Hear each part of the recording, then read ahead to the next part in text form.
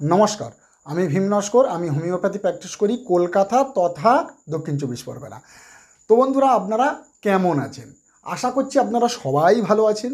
আর আমি আপনাদেরই বন্ধু ডাক্তার ভীম নস্কর হোমিওপ্যাথিক আরেকটি মাদার টিংচার নিয়ে আপনাদের কাছে চলে এসেছে আলোচনা করার জন্য। এটা গাইনিকোলজি ডিপার্টমেন্ট সেরা ওষুধ বলতে পারেন, এবং সুগার, ডায়াবেটিসের সাথে কনস্টিপেশন, কোষ্ঠকাঠিন্য এর সেরা মেডিসিন বলতে পারেন। আরও এর অন্যান্য কিছু কিছু রোগ লক্ষণ আছে, কাজ আছে, যেটা আমি লাইন বাই লাইন আপনাদের কাছে আলোচনা করব।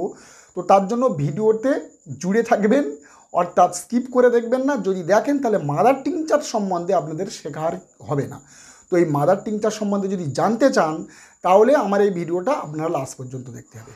তো বন্ধুরা, এটা একটা প্লান্ট কিংডমের মেডিসিন। এর কমন নেম হলো ডেভিলস কটন। তো ভিডিওটি শুরু করার আগে আমি একটি কথা জানিয়ে দিই, যারা আমার এই ইউটিউব ভিডিও দেখে আমার কাছে অনলাইনে চিকিৎসা করাতে চাইবে, তাদের মধ্যে প্রতিদিন প্রথম 5 জন স্পেশাল কম খরচাতে তাদেরকে দেখা হবে। তার জন্য আপনারা হোয়াটসঅ্যাপে যোগাযোগ করবেন, ফোন করবেন না। তো বন্ধুরা, এটা একটা প্লান্ট কিংডমের মেডিসিন।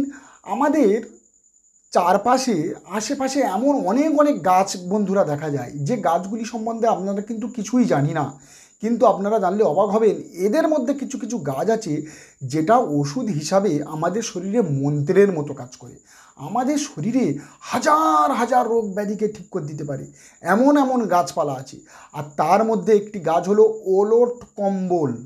অর্থাৎ কম্বল আপনারা নাম শুনেছেন, কিন্তু ওলট কম্বল বলে এইরকম কোনো গাছের নাম শুনেছেন? যদি না শুনে থাকেন তাহলে নিশ্চিত আপনারা এই গাছটিকে দেখেছেন, কারণ রাস্তাঘাটে, মাঠে, আপনারা যেখানে সেখানে এই গাছটিকে দেখতে পাবেন। বিশেষত বাংলাদেশ, যেখানে সেখানে গাছটি হয়ে থাকে। এছাড়া ইন্ডিয়াতে পাবেন, পাকিস্তানে পাবেন, শ্রীলঙ্কাতে পাবেন। এছাড়া এশিয়া মহাদেশের একটা বাসস্থান আপনারা বলতে পারেন এই ওলট কম্বল গাছের। তো এই ওলট কম্বল গাছ, এটা 2 থেকে 3 মিটার উচ্চতা বিশিষ্ট চিরহরিৎ গুল্ম জাতীয় একটি গাছ। আমি স্ক্রিনেতে ছবি লাগিয়ে দিচ্ছি, আপনারা অবশ্যই দেখে নেন। এটা হচ্ছে আপনার এই ওলট কম্বল গাছ। আর এই গাছের ছাল, ডাল, পাতা থেকে হোমিওপ্যাথিক ওষুধ তৈরি হয় বন্ধুরা, আর যার নাম হলো এব্রোমা আগস্টা। অর্থাৎ আমি যে মাদার টিংচারটি নিয়ে আজকে আলোচনা করছি, এব্রোমা আগস্টা, এখান থেকেই তৈরি করা হয়।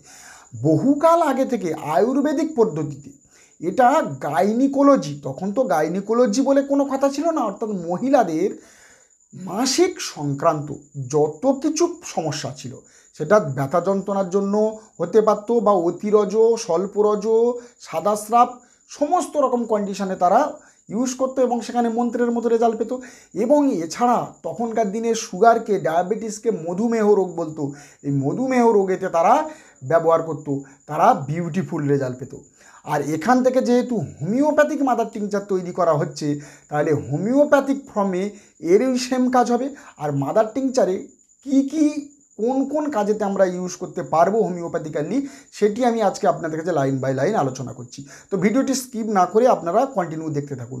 তো বন্ধুরা, এই এব্রোমা আগস্টা মাদার টিংচারের নাম যখনই লোকের মুখে চলে আসে, তখন তারা ভাবে যে সুগার বা ডায়াবেটিস। এটা তো ঠিকই, কিন্তু ডায়াবেটিসের একটা লক্ষণ আছে, বা সুগারের একটা লক্ষণ আছে। কোন লক্ষণের উপরে আপনারা নেবেন? তো যদি মনে করুন, যেমন আপনার সুগার আছে, সেটা ডায়াবেটিস ইনসিপিটাস হোক বা ডায়াবেটিস মেলিটাস হোক, অর্থাৎ ডায়াবেটিস মেলিটাস এটিই তো 95% লোকের দেখা যায়। তো এর সাথে অবশ্যই কনস্টিপেশান, অর্থাৎ সুগার রুগী যদি আপনার কাছে এসে বলেন, ডাক্তারবাবু আমার সুগার আছে, আমি অনেক ওষুধ খাই, কিন্তু পায়খানা ক্লিয়ার হয় না, এমন কোনো ওষুধ আছে? তো আপনার মাথায় যদি সর্বপ্রথম এই এব্রোমা অগস্টা চলে আসে।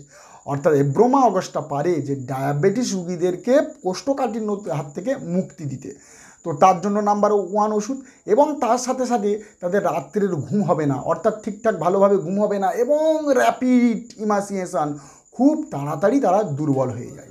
তো সেক্ষেত্রে আপনারা এই মেডিসিনটি ইউজ করতে পারেন। এব্রোমা আগস্টাতে দেখা যায় যে র্যাপিড ইমাসিয়েশান, দ্রুত দুর্বলতা, কোনো মানুষ যদি দ্রুত দুর্বলতা হয়ে যায় সুগারের সাথে, তাহলে তার প্রথম মেডিসিন।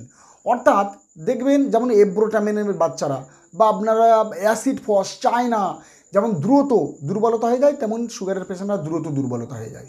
এইবারে এর কিছু যদি আমি মেন্টাল সিমটম বলি, খুব ইরিটেবিলিটি, অর্থাৎ খুব চিড়চিড়াপন, খুব এনজাইটি এর মধ্যে পাওয়া যায়, অর্থাৎ ক্যান নট বিয়ার কন্ট্রাডিকশন, আপনার কোনো কথা সে শুনবে না, যা বলবেন সেটাতেই সে রেগে যাবে।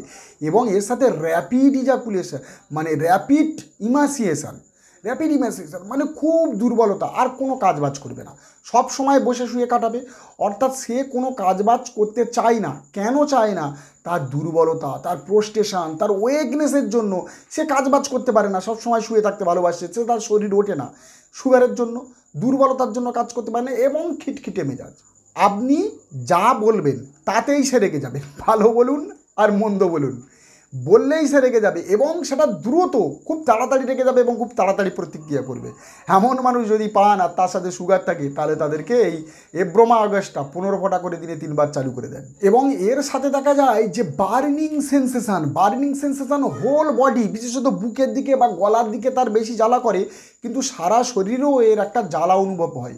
এবং তার খুব ঘন ঘন জল পিপাসা, মানে খুব তাড়াতাড়ি জল পিপাসা এবং খুব শর্ট ইন্টারভেলে, লার্জ কোয়ান্টিটিতে জল পিপাসা এবং শর্ট ইন্টারভেল, খুব ঘন ঘন জল খাবে এবং প্রচুর পরিমাণে জল খাবে।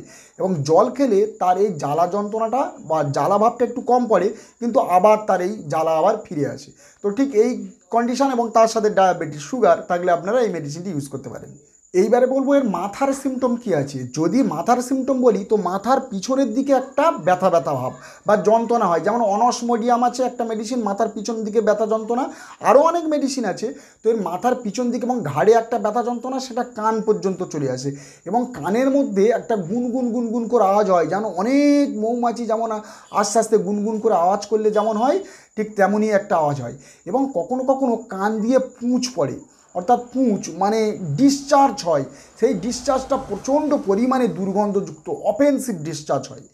এইবারে যদি আমি এর মুখ, অর্থাৎ মুখের কথা বলি, অর্থাৎ মুখ শুকনো হয়ে যাবে, জিভ শুকনো হয়ে যাবে খুব তাড়াতাড়ি, সে সলিড জিনিস খেতে পারবে না, একটু শুকনো জাতীয় কোনো জিনিস খেলেও, যেমন বিস্কিট মুড়ি খেলে তার গলা আটকে যাবে, আর নিচে নামবে না, এবং খুব ইমাসিয়েশন মানে দুর্বলতা অনুভব করবেন। যদি সে একটু জল খায় তাহলে তার আবার নেমে যাবে, কিন্তু পরবর্তীকালে ফের যদি সে শুকনো জিনিস খায় তাহলে তার গলা আটকে যাবে। আর তার সাথে দুর্বলতা এবং সুগার যদি থাকে, আপনারা এই এব্রোমা আগস্টটা 15 ফোঁটা করে আধা কাপ জলের সাথে সকাল দুপুর সন্ধ্যা খাওয়ার আধা ঘন্টা পর পর আপনারা চালু করে দিতে পারেন।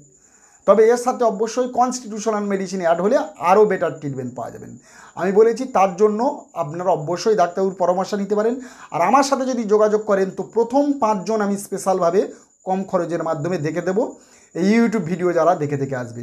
এইবারে যদি বলি আমরা পেটের কী সিমটম আছে, পেটের সিমটম যদি বলি, তাহলে সুগারের পেশেন্টরা দেখবেন হাংরি, মানে প্রচণ্ড খিদে, অর্থাৎ সে প্রচণ্ড খিদে এবং অনেক খেয়েছে, আবার খাওয়ার পর তার দেখবেন আবার পেটে সে কিছু নেই, পুরো ফাঁকা, কিছুক্ষণ পরে বলছে আমার ফের খিদে পেয়েছে, অর্থাৎ এতটা খেলো আবার তারপরে খিদে। আমি নিজে চোখে দেখেছি, মানে নিজের চোখে দেখেছি, আমার একটা দাদা সম্পর্ক, মানে কিছু দূরে, তার বাড়িতে গিয়েছি, তা এমন দিনে গিয়েছি তাদের বাড়িতে খিচুড়ি রান্না হচ্ছে, তা খিচুড়ি দিল, কিন্তু অবশ্যই আপনারা জানলে অবাক হবেন, তার সুগার 350-এর উপরে সুগার।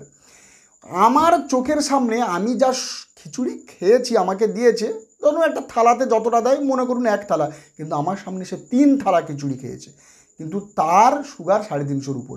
কিছুক্ষণ পরে, 1 ঘন্টা পরে বলছে আমার আবার খিদে পেয়ে গেছে, তাহলে আপনারা বলুন, কিন্তু রোগা পাতলা চেহারা, শুকিয়ে গেছে। তো এই রকম সুগারের পেশেন্ট যদি আপনারা পান, হাংরি, প্রচণ্ড পরিমাণে খিদে, খাওয়ার পরে আবার পেটে কিছু নেই, আবার পেট খিদে পেয়েছে, তো সেক্ষেত্রে আপনারা এই এব্রোমা আগস্টটা মাদার টিংচার ইউজ করতে পারেন। আর তার সাথে তো দুর্বলতা থাকছে, গলা শুকনো হয়ে যাওয়া, মুখ শুকনো হয়ে যাওয়া, এগুলো থাকছে, আর কনস্টিপেশন, সুগারের রুগীদের সাথে কনস্টিপেশন, এটা একটা মেন সিমটম। তাহলে আপনারা এই এব্রোমা আগস্টটা 10 ফোঁটা করে দিনে 3 বার ইউজ করতে পারেন।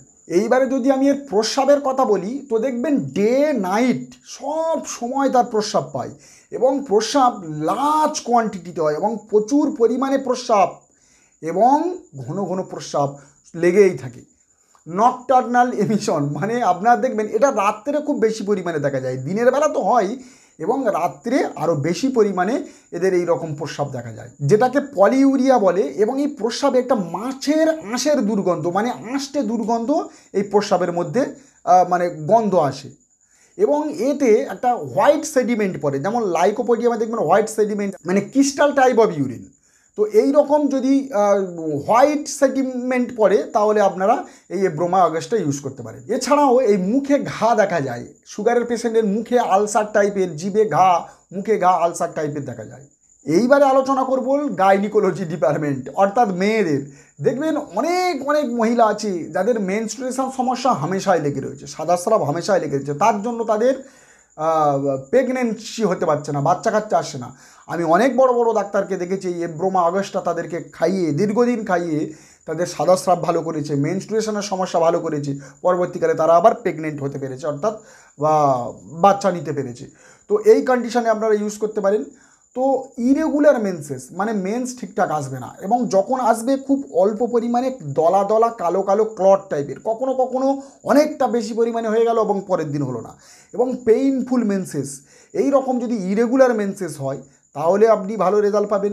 এইবারে মনে করুন এমেনোরিয়া, মানে একদমই মেন্সেস হচ্ছে না, খুব অল্প অল্প দলা দলা কালো কালো হচ্ছে, এবং তাতে প্রচণ্ড পরিমাণে ব্যথা যন্ত্রণা, একদিন বা একটুখানি হয়েই সেটা বন্ধ হয়ে যাচ্ছে।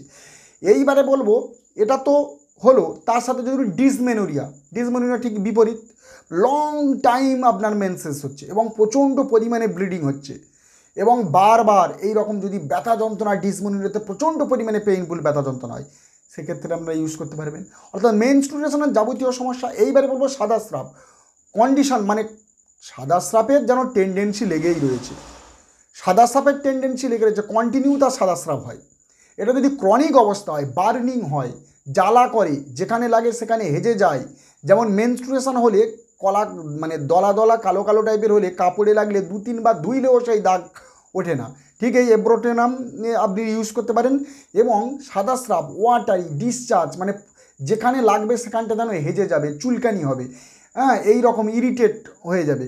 তো এই রকম যদি জ্বালাজনক সাদা স্রাব হয় তো সেক্ষেত্রে, এবং এটা ক্রনিক খুব পুরাতন হয়, যেমন মাইরিকা সেরিপের একটা ভালো মেডিসিন, তেমনি এই এব্রোমা অগাস্টা সেই সাদা স্রাপে আপনারা ইউজ করবেন, দেখবেন অনেকটা পরিমাণে আপনারা কন্ট্রোল হয়ে যাবে। তো বন্ধুরা এই পর্যন্ত। যারা যারা আমার চ্যানেলে নতুন অবশ্যই চ্যানেলটা সাবস্ক্রাইব করবেন, লাইক করবেন, বেল আইকনটা অবশ্যই প্রেস করবেন, যাতে এরকম ধরনের ইনফরমেটিভ ভিডিও সবার আগে আমি আপনাদের মোবাইলে পৌঁছে দিতে পারি। আর যারা যারা আমার চ্যানেলে নতুন অবশ্যই তো চ্যানেলটা সাবস্ক্রাইব করবেন, এবং যতক্ষণ না একটা নতুন ভিডিও নিয়ে আসি ততক্ষণ আপনারা সুখে থাকবেন, ভালো থাকবেন। নমস্কার।